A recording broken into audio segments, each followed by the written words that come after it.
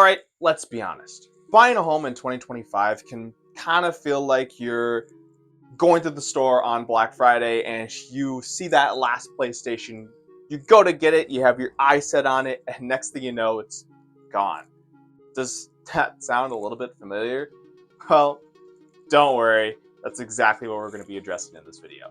Today, I got 5 strategies to help buyers win in what we now know as a little bit of a seller's market. Hey guys, my name is Carson Detman, realtor with Keller Williams, and I am a resident here in Greenville as well as a local agent in Greenville as well. I specialize in helping people find their ideal homes or sell their ideal homes. And today, it's kind of touching on a subject that I actually really like, and that is first-time home buyers. Now, being a first-time home buyer, it is incredibly stressful. You don't necessarily know what information to trust, and sometimes the information people are telling you is information that was correct, but just a couple of years ago. Well, even if it was a couple of months ago advice, it still couldn't necessarily be as relevant as it is now. Let's just dive in straight to the facts. And the fact is, homes have appreciated on average in Greenville about 15%. And the average days on market is just over 8 days. They're somewhere thereabouts. And just hearing those figures is actually kind of startling. Yes, it's not the big deal of, a couple of years ago, but still, it's kind of concerning, especially if you don't necessarily know where to start and that ideal home could be on the market, and before you really get going, it could already be gone. But let's break this down even more. Before you even step foot into an open house, get your financials locked and loaded. Now, what I mean by that is, don't just go online and get a pre-qualification that says, yeah, you might be approved. I mean, a real pre-approval from a trusted lender. Ideally, someone that works locally and can move fast. Now, you may be wondering, why is it so important to get a pre-approval letter? Especially, why do I need to get a pre-approval letter by a lender that is local? Or why do I need a pre-approval letter necessarily just for buying a house in general? And the simple fact is, A, you need to know what you can afford. B, sellers aren't going to want to wait for you to get your pre-approval. And B, if the average days on market are 8 and pre-approval takes almost 14 days, it's almost safe to say that if you find that perfect house, it could be gone by the time you get pre-approved.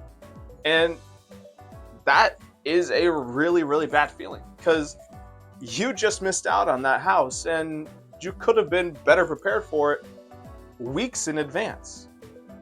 A pre-approval letter is sometimes good depending on where you get it from for 90 to 120 days, which is not something a lot of people actually realize. And this is why you're watching this video, and now you know. Getting pre-approved is one of the biggest steps in terms of buying a home, and it is why some people miss out on homes. When you're pre-approved, it just carries more weight, and sellers genuinely take you more seriously. Like, you've gone out of your way to get past one of the most bottlenecking steps that people are often overlooking, and it's not something you want to overlook anymore. So very simple. Step 1, find a lender and talk to your lender before you consult Zillow. Yes, homes are indeed selling fast, but that doesn't really mean that you need to be reckless. Now, some people are going head in and completely going without a plan, which isn't great for them, because if you're unprepared, well, only a few things can happen after that. And let's say you throw a Hail Mary at this offer and you get rejected, and you didn't have a plan. That can be catastrophic to you. And knowing what to do and offering the right terms is an incredible point that the agent can talk you through. Sometimes it isn't just the overall funds that wins the offer. It's sometimes the terms. Sellers will often take a lower offer that's thousands of dollars less for better terms.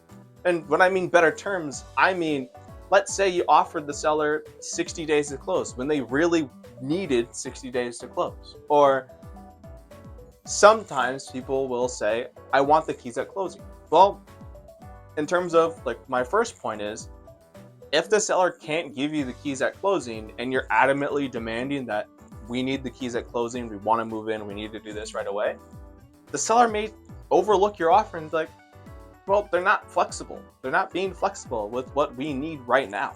And what we need right now is time to move. And so getting creative in that mindset of, hey, how about we offer them, 60 days to close, and heck, maybe we even might assist with them leaving, or we can tell them that they can leave some stuff behind. Or actually, I'll save that for a private conversation. Now, let's be realistic. In this market, hesitation kills opportunity. If the home checks your boxes and is priced fairly, go for it. Because waiting, let's just think about it overnight, can mean waking up to a big old pending sign on the listing. Now, if you've been frustrated lately with some things just not quite going your way, let's try this. Maybe expanding your search a little bit. Now, obviously, it's not going to be the heart of Greenville, but if you just look a little bit more towards the outskirts, let's say a little southern or east, heck, maybe even a little bit into Montcalm. Yes, again, it is not exactly fully downtown Greenville, but A, you're not far away, and B, you might find some heck of amount of budget housing. And what I mean by that is, just outside the city, you can find a lot more deals for more for your money. However, we can't just overlook this new construction. The Hathaway Green development, for example, is, again, 172 new homes being built right here in Greenville. Some people are just getting tired of the bidding wars and aren't necessarily feeling overly comfortable with buying some resale home. Sometimes people just want to buy new, and this is giving people opportunities to do that. You pay a set price. You can sometimes customize a few things just to make that house a little bit more yours. And you can avoid the feeding frenzy that comes with these resale listings.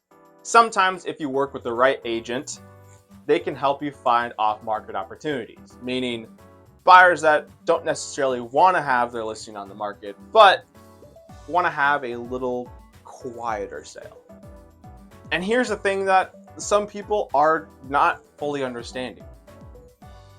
And that is, each market is a little different. Yes, there is an overall market in Michigan, but it's not very accurate when it comes to hyper-local areas.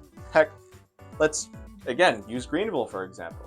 If the average days in Greenville is close to 8 days, then the average days in, let's say, Muskegon, let's say that could be 13 days or even longer. Well, just in that fact, we already know that one market is selling faster than the other. But this isn't just Greenville and certain types of cities. It could be neighborhoods. Some neighborhoods could sell faster than others, and it could be in Greenville. Let's say one neighborhood in Greenville sells faster than another neighborhood that's half a mile away. Well, we know in that little mini market that one neighborhood just appears to be more desirable than the other. And we can research why those reasons are. Now, this hyper-localness doesn't just end in Greenville. It really is everywhere. You just have to know where to look. Again, knowing an agent that knows the area is actually relatively important, because if you're working with an agent who doesn't know the area, they don't necessarily know what homes are selling for either faster in certain neighborhoods or slower in certain neighborhoods. And what amenities each neighborhood offers. It's something to keep in mind when looking for your next agent, and knowing one that knows the area in and out is really important. And look, I get that buying right now can feel incredibly stressful, but it doesn't have to be. With a clear plan and the right strategy and a realtor who knows the market inside and out, you can absolutely win, even in a seller's market. So if you're thinking about buying or just wanting to know what that next step is, feel free to reach out. You can comment buyer, and I'll send you my free buyer's guide that kind of outlines exactly what a good offer is, what steps to take starting from there. I mean, yeah, are not pre-approved yet. And again, I'll say it now. The number one step is get pre-approved. It is the number one step. And even if you, let's say you have an agent already, again, consulting that agent and asking them what lenders or title companies that they would suggest to you to work with is highly important, because having a good lender can make or break a deal. And sadly, some people have lost out on plenty of homes because the lender ended up breaking the deal. And as sad as that sounds, it's a very real thing that happens. So thank you guys so much for watching. If you enjoyed that video, I'm really happy, and stay tuned to the next one, because we're going to tell you about some hidden gems that I don't think you should miss out on. So until next time, thank you so much, and see ya.